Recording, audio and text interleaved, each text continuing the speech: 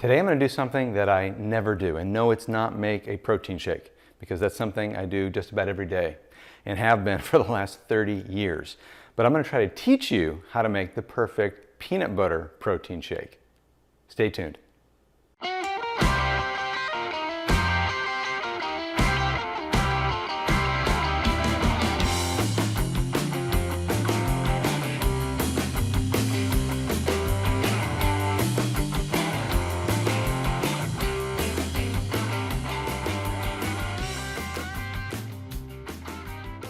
Okay, you've heard probably a ton of different things about protein supplementation. Ever since I first got into weight training, which was back in my late teen years, early 20s, I don't even remember when it was, it's been so long. I probably have never gone more than a couple days in a row without having a protein shake.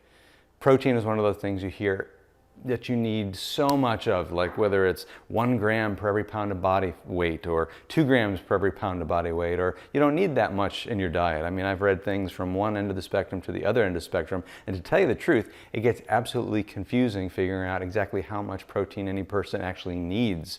You hear diets that recommend vegetarian, you hear vegan bodybuilder diets become more popular today than ever. If you pick up a bodybuilding magazine, of course, they're going to be advertising protein powders all over the place. Everything from, egg protein, whey protein, to pea protein, beef protein, soy protein was really popular at one point. So I've tried all of them.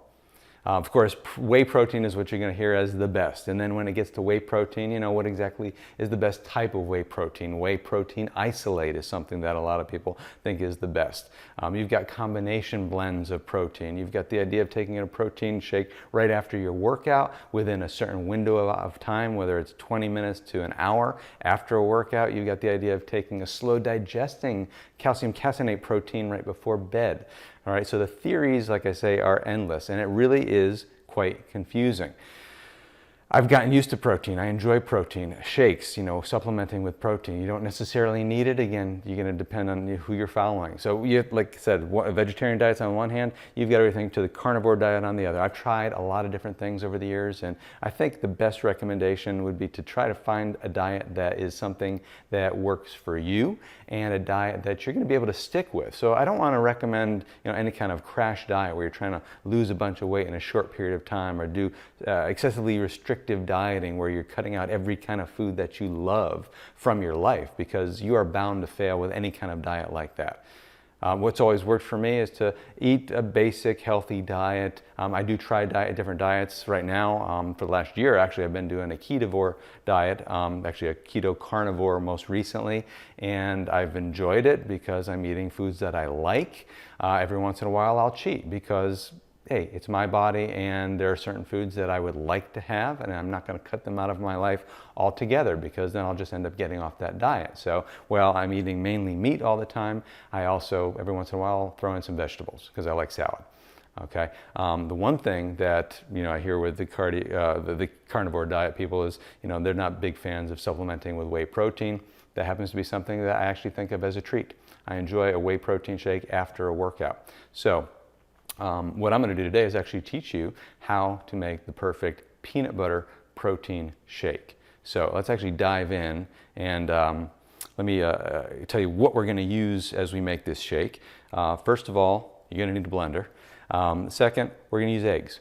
Now, I'm not going to use the whole egg.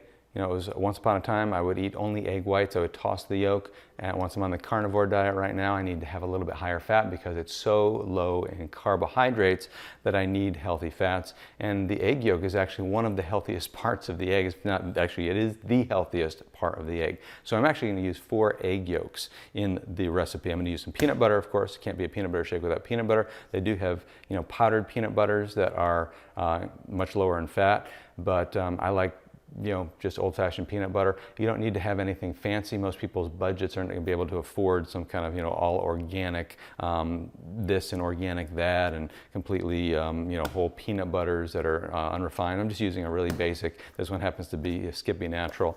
I like the taste of it, so I'm going to go with that. We're also going to need whole milk, which I'm just going to use a regular whole milk. Again, for years, I not only used egg whites, I also used skim milk. Anytime I needed milk, it had to be skim. Again, I need the higher fat, so I've gone back to whole milk recently, which tastes typically a lot better. I'm also going to need ice, which I've got the exact number of ice cubes that I think is ideal, and then I'll get to the protein powder in just a second, and the protein powder that I would recommend. So let's start with the eggs. I'm going to go ahead and crack my eggs. If you don't know how to separate yolks from whites, it's actually pretty simple. As carefully as you can, just go ahead and open the egg and try to keep the yolk right there as you toss it back and forth a few times till the egg white separates out. We're just going to dump those in here. Now you could probably do something that's a little bit different around the holidays. I am a big fan of eggnog. So another thing you can do with the egg yolks is make a wonderful eggnog, which is possibly a variation on a protein shake. Just adding nutmeg and cinnamon, do a simple vanilla protein with some whole milk and even some heavy cream, and get yourself a pretty good eggnog, but I'm not doing that right now.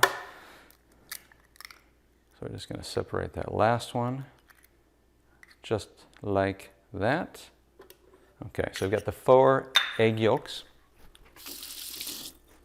My hands a little bit because I don't want to have the whites stuck to me. As far as milk goes, I don't add a whole lot. I do about 8 ounces of milk.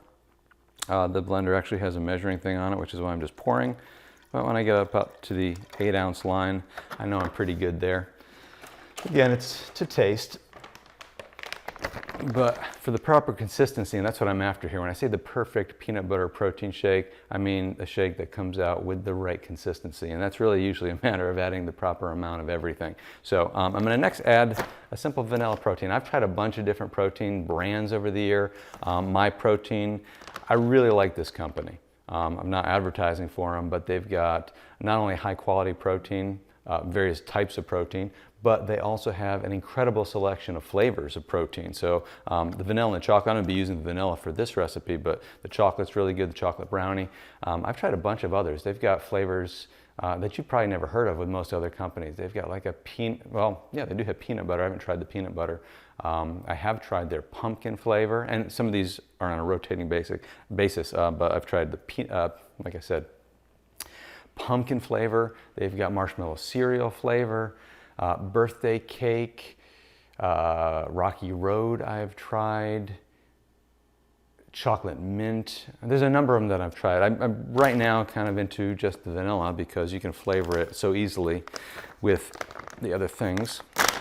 And they sell in all kinds of different sizes. I usually get the 11-pound bag. This is a smaller one because I was just trying their vanilla for the first time, but I just ordered an 11-pound bag of vanilla because it was excellent. So I'm going to usually add a couple scoops. Their protein is about 18 grams of protein per scoop. Sometimes I'll go a little bit over the scoop when I'm making it. And then the last thing I'm going to do is I'm going to go ahead and add the ice. And I found that about 12 ice cubes, yay size, are perfect. So I'm just going to throw those in. Okay. And then the last thing I add is the peanut butter. Actually, probably could have added this before the ice, and I don't usually measure the peanut butter, which is probably bad on my part, but I usually get a massive butter knife filled amount, which I will just wipe off down there against one of the upper blades so that it is in there. And then the very last thing is to blend. So let's go ahead, and I'm not going to bore you with the blending portion because of the noise, so we'll be right back with the final product. Okay, I blended up the shake, so it's ready to go. It was not very difficult. Getting it on from the back side is a little bit difficult, and usually on the other side of the blender when I do that. But that's all there is to it. Pretty quickly, I'll just pour this into my shaker bottle, and you can see already that it is the perfect consistency. It's thick. And believe me, this tastes fantastic. I've been having these, like I said, just about every day.